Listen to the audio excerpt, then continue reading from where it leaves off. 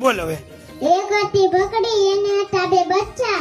એ તો ઘર બનાવવાનું વિચાર્યું, રોડ કાંઠે બેસી ગઈ.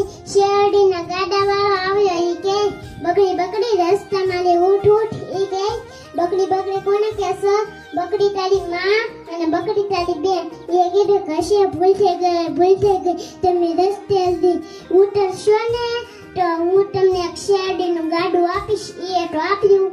પછી તો એક ઓલા લહણના ગાડાવાળો આવ્યો. ઈ કહે કે સેને બકડી રસ્તામાં લે ઉઠ ઉઠ. એ કીધું કે બકડી કોને કહેશો? બકડી તારી માં અને બકડી તારી બેન. બકડી કોને કહેશો? તે કીધું વચ્ચે ભૂલ થઈ ગઈ. પછી તો બકડી બેને ઘર બનાવવાનું ચાલુ કર્યું. ઘર બની ગયું. બકડી બેન તો સરવા વયા ગયા. હાવસ બધું જોતો હતો. પછી હાવસ તો બધું જોતો હતો ને તે એ બકડી બેન જેવું બોલતા આવડે નહીં હાવસ ને. કે ખાઓ બચ્ચા કહે તમે મારા મમ્મી નથી, જાઓ નીકળો. ચાલો બોલ. મારો ભાઈ છે મારી વાડીમાં આવે છે.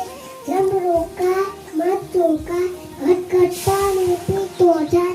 સૌને રામ રામ કહેતો જાય. નામ બોલ આખું. મારું નામ પરમભાઈ છે. મારા પપ્પાનું નામ રાકેશભાઈ છે.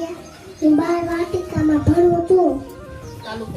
તાલુકો મહુવા, જિલ્લો ભાવનગર, રાજ્ય ગુજરાત, ગુજરાત દેશ ભારત.